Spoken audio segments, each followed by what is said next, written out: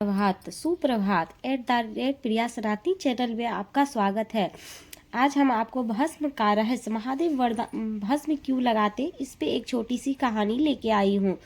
बहुत समय पहले जब ब्रह्मांड अभी युवा था, तब देवता, दानव, ऋषि, मुनि और असंख्य जीव अपने अपने स्वभाव में रहते थे।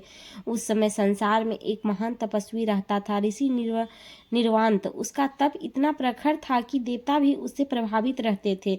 निर्वांत तप कर कर के बहुत सिद्धियां प्राप्त कर चुका था। धीरे धीरे उसके मन में अहंकार पनपने लगा। एक दिन उसने कहा, मेरे तप की ज्वाल इतनी प्रबल है कि स्वयं त्रिदेव भी इसे रोक ना सकेंगे। मैं सबसे महान हूँ। देवताओं ने यह सुना तो चिंतित हो गया। यह घमंड संसार में विनाश ला सकता था। इंद्र ने सुझाव दिया, केवल एक ही है जो अहंकार को शांत कर सकता है, वो है महादेव।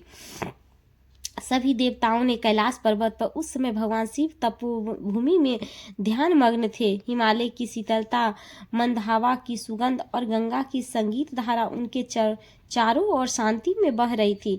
तभी पार्वती जी ने देवताओं की विनती सुनकर शिव से कहा, स्वामी, उस ऋषि के अहंकार से संसार असंतुलित हो जाएगा। शिव ने धीरे से नेत्र खोल के कहा, जिसे सत्य का प्रकाश देखना है, उसे पहले अपने भीतर का अंधकार बुझाना होगा। चलिए उस ऋषि से मिलते हैं। ऋषि निर्वांत अपने आश्रम में अग्नि की बड़ी ज्वाल के सामने तप कर रहे थे। तब शिव वहां पहुंचे। उनके चरणों से हवा चली और ज्वाला शांत हो गई। ऋषि ने क्रोध होकर पूछा, कौन है मेरे तप को बाधित करने आया है? शिव मुस्कुराकर बोले, कोई बाधा नहीं, बस एक मित्र की तरह तुमसे मिलने आए हैं। लेकिन ऋषि का अहंकार इतना बढ़ गया कि वह महादेव को पहचान भी ना सका। ऋषि बोला, मेरे तप की ज्वाला किसी को भी भस्म कर सकती है, यहाँ तक कि तुम्हें भी। शिव ने शांत स्वर में कहा, अग्नि शरीर को जला सकती है पर सत्य को नहीं, और सत्य यह है कि अहंकार भी भस्म होने योग्य है।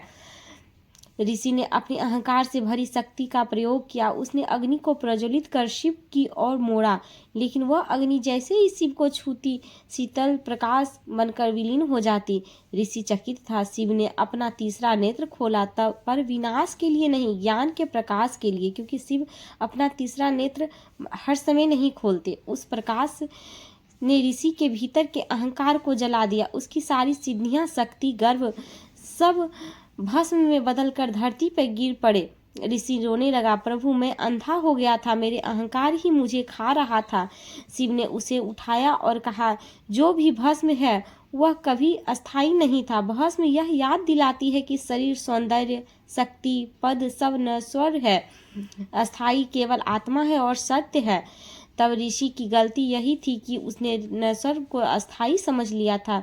शिव ने भस्म को उठाकर अपने शरीर पर लगाया और कहा, आज से मैं भस्म को अपना आभूषण बनाऊंगा, ताकि संसार यह याद रखे कि अहंकार, वासनाएं और देह तीनों अंत में इसी भस्म में मिल जाते हैं। यह भस्म सिर्फ राख नहीं, यह ज्ञान, वैराग्य, मुक्ति और स्थिरता का प्रतीक है। ऋषि ने महादेव के चरणों में सिर झुकाकर कहा, प्रभु, जब आप स्वयं भस्म को धारण करते हैं, तब यह सभी जीवों के लिए सीख बन जाती है। तभी एक आकाशवाणी हुई कि जो शिव की भस्म का ध्यान करेगा वह अहंकार से दूर रहेगा, जो इसे अपने मस्तिष्क पे लगाएगा वह मृत्यु के भय से मुक्त होगा, जो शिव की भस्म को समझ लेगा उसके जीवन में सत्य का उदय होगा। शिव ने अंत में कहा, भस्म यह बताती है कि जीवन क्षणिक है, लेकिन भक्ति और सत्य अमर है। इस कथा से हमें यह सीख मिलती है कि भस्म अहंकार के दहन का प्रतीक है, देह की नश्वरता और आत्मा की अमरता का स्मरण है, तप, वैराग्य और सत्य का चिन्ह है। शिव इसलिए भस्म लगाते हैं कि संसार समझे सब कुछ अंत में इसी में मिल जाता है। कैसी लगी आपको मेरी यह छोटी सी कहानी?